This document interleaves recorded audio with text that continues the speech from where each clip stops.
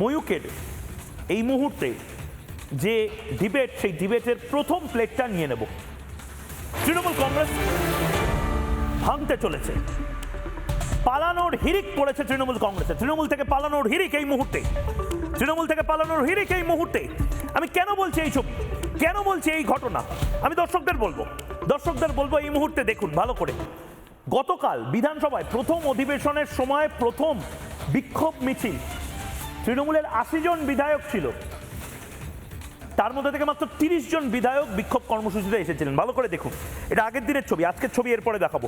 অবস্থা ভাবুন তৃণমূল কংগ্রেসের, ছত্রভঙ্গ হয়ে গেছে। ছবিটা দেখুন, 50 জন বিধায়ক অনুপস্থিত ছিল তৃণমূল কংগ্রেসের আগের দিন। 1, 2, 3, 4, 5, 6, 7, 8, 9, 10, 11, 12, 13, 14, 15, 16, 17, 18, 19, 20, 21, 22, 23, 24, 25, 26, 27, 28, 29, 30। কি অবস্থা বাবুন, 50 জন বিধায়ক ছিলই না প্রথম দিনের বিক্ষোভ। আর দ্বিতীয় দিনের বিক্ষোভ আজকে আমার খারাপ লাগছিল, আমার তো মনে হচ্ছিল আমি কুণাল ঘোষের পাশে চলে যাই, আমি শোভনদেব চট্টোপাধ্যায়ের পাশে চলে যাই। 12 জন বিধায়ক আজকে, আজ আরো কমে গেছে সংখ্যাটা। আমি বলছি না তৃণমূল কংগ্রেস থেকে পা বাড়িয়ে আছে অন্য একটি দলে যাওয়ার জন্য, কিন্তু সেই দল নিতেই রাজি নয়। আগের দিন ছিল তাও হারাধনের 30টি ছেলে, আজকে 12টি। 12 জন বিধায়ক মাত্র, 80 জনের মধ্যে থেকে 12 জন বিধায়ক মাত্র কর্মসূচিতে, বিক্ষোভ কর্মসূচিতে অংশ নিয়েছেন। এবং এটার কারণটা অনেকে বলছেন অভিষেক বন্দ্যোপাধ্যায় এবং মমতা বন্দ্যোপাধ্যায়ের এই প্রাইভেট লিমিটেড কোম্পানি হিসেবে দেখানো। এবার ভাবুন, 80 জনের মধ্যে থেকে 50 জন যদি অন্য একটা দল করতে চায়, তৃণমূল কংগ্রেস কিন্তু পরিষদীয় দল টিকিয়ে রাখতে পারবে না। আমি একবার গ্রাফিক্সটা দেখানোর জন্য বলবো, 80 জনের মধ্যে থেকে 50 জন যদি মাইনাস হয়ে যায়,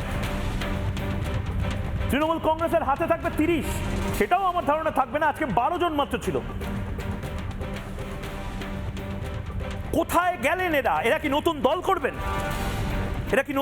করবেন? আমি জানি না, কিন্তু বড় সড়ো কিছু হতে চলেছে।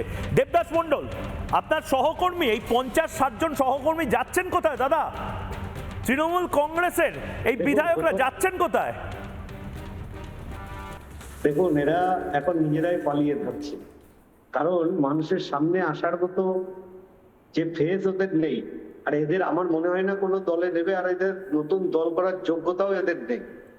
আর আগামী দিন যে দিন আসতে চলেছে, পিসি আর ভাইপো ছাড়া কেউ থাকবে না। তার কারণ পিসি নিজেও এখন একটা এমএলএও নয়, আর ভাইপো তো একজন এমপি। এদের সাথে কেউই থাকবে না। শুধু ভারতীয় জনতা পার্টি যদি দরজাটা খোলে, তাহলে ওই পিসি আর ভাইপোই বসে থাকবে, তাছাড়া কেউ থাকবে না। আর এদের নেবে বলে আমার মনে হয় না। আর আপনি বলছিলেন এই পৌরসভাগুলো আপনারা, বলে রাখি আপনাকে, আর মানুষ দর্শকরা দেখছে, জেনে রাখুন, এরা পায়ে ধরছে। কিন্তু এরা তো কেউ, আমি এদিন পৌরসভায় গিয়ে বলেছিলাম, এরা মানুষের ভোটে কেউ আসেনি, এরা লুট করে এসছে। আর আমরা এখন গর্ব করে বলতে পারি আমরা মানুষের ভোটে এসছি, মানুষের ভোটে জিতে এসছি। তাই ওদের নেয়ার প্রশ্নই ওঠে না। যে মুখগুলো বাদ দিয়ে মানুষ আমাদেরকে ভোট দিয়েছে, ভারতীয় জনতা পার্টিকে, মমতা ব্যানার্জির একটা ধারণা ছিল যে ওনার একটা সম্প্রদায় আছে, এরাই মনে হয় সরকার করে। কিন্তু আজকে বাংলার মানুষ সেটা বুঝিয়ে দিয়েছে যে আপনার ওরা বাদে বাংলার মানুষ সরকার করে দেখিয়ে দিয়েছে। ঠিক ঠিক। নানা ধরনের কন্টেন্ট দেখার জন্য লাইক করুন, শেয়ার করুন আমাদের ফেসবুক পেজ, সাবস্ক্রাইব করুন আমাদের ইউটিউব চ্যানেল। পাশাপাশি অন্যান্য ব্রেকিং নিউজের জন্য অবশ্যই চোখ রাখুন রিপাবলিক বাংলায়।